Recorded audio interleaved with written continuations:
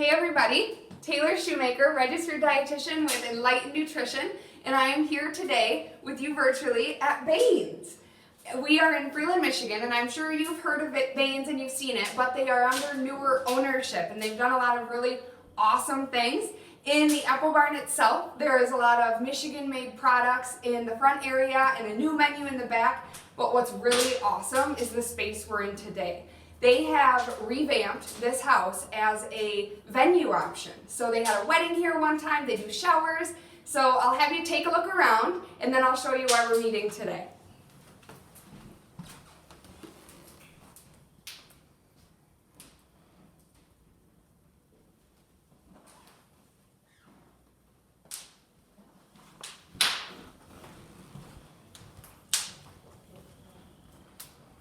So, the purpose of today's event was to spin the Bring Your Own Jars series. As many of you know, we started these a year ago and they've been going really, really great, but with the pandemic, we're not able to meet in our same community space to make our jars. So we have found a way to still honor social distancing, but get you these really awesome recipes. So today we are going to post in the comments after this is over the Cran-Apple salad recipe that we're going to prepare here live. So you can make it in the comfort of your own home, but what we've also done is so that you can avoid the trip to the grocery store this week, we offered a pre-order option. So many of our community members logged on, they pre-ordered their jars, and all they have to do is pull into the parking lot. We come right out to their car with their bags of prepared jars, and they are on their way for the week. No grocery store, no hassle, just an awesome way to still honor our community. So what I'm going to do today is make a Cran-Apple salad just like we would at our events. I'm going to walk you through the stages. So first we're going to make our dressing. Now this recipe makes 3 jars, so our dressing would normally be split between 3 mason jars, and you can see I have 1 here, so that's what we'll be demonstrating. So first we have 1 container of plain Greek yogurt. We're going to add to our bowl. All right, so we've got our 1 container, and then I'm going to add 2 tablespoons of apple cider vinegar. All right. So we've got our 2 tablespoons.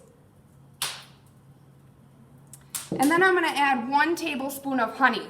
Now I'm honoring local with this recipe, and this was actually from Klein & Sons. This is in St. Charles, so it's right from their bees. And we're going to add 1 tablespoon of honey.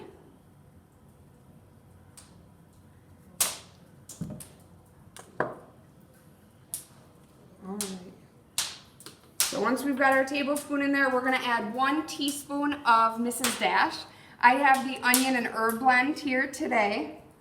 So we're going to add 1 teaspoon of that just to give our dressing a little bit of an extra flavor punch.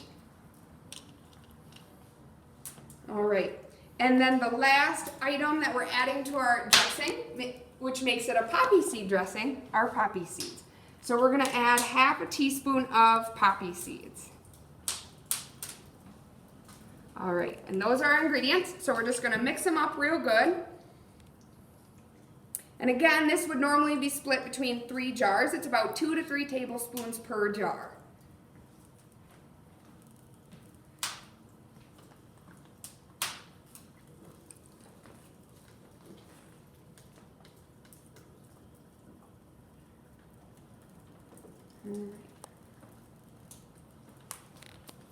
And you could use any brand. I bought Meyer brand Greek yogurt for this.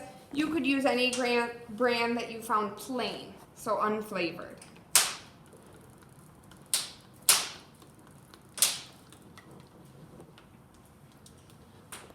All right, and once you have your dressing pretty well mixed, that's when you'll add about 2 to 3 tablespoons, or just divvy up your dressing between your jars. So I'm just doing 1 jar today, so I'm going to add 1, 2, and then this I'll save for later. All right, so once we have our dressing in there, the fun thing about these jar recipes is we always put the wet ingredients towards the bottom and then taper them up to the more dry ingredients so that these will stay in your fridge for up to 5 days and not get soggy or wilty or anything like that. So we've got our dressing, and next we're gonna add about 2 to 3 ounces of chicken breast. The first time I made this, I did use canned chicken, and that was good because that's what I had on hand, and that'll work well. But this time I actually have cooked chicken breast that's in bigger chunks. So you add about 2 to 3 ounces. I've got a 1/4 cup here, so I'm gonna add just a little bit over to get my 3 ounces. And then we're gonna work our way up. So we've got 1 tablespoon of almonds.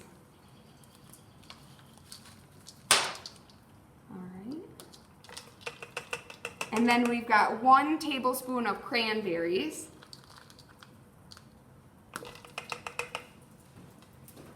And then we've got 1 green onion dice. I pre-cut mine, so I'm just gonna do a hefty sprinkle in here. All of our cooking is usually pretty liberal. That's the fun part of these recipes. You can make them different every single time. If you don't like as much vinegar in your dressing, you could pull back, you could do whatever worked well for your kitchen. All right, so after the green onion, we're just gonna fill the remaining space with lettuce.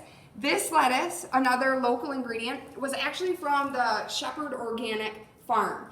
And they have a nice side stand that you can just go in. They're even now accepting credit cards. And they have lettuce and eggs and a variety of different meats. They're really awesome and doing a lot of wonders for our community. So, there's usually not that many people there at once, so you can feel comfortable going there and getting your produce, knowing that you're still honoring those social distancing guidelines. They have a lot of really awesome products. And that is it. The only missing ingredient is every person that got a jar also gets an apple. So at home, they can wash their apple and then dice it up and add it. Once they've shook their jar and poured it onto a plate, they just top it with their apple. If you wanted to pre-cut your apple, maybe you don't have the capability to cut it up at work, that's okay too. You could have a Ziploc baggie and you would cut your apple up and put a little bit of lemon juice in there, coat your apple really well, and then you could put that down on this level and that would store well and the lemon juice would keep it from browning. So that's always an option too. I just prefer to cut mine when I eat it.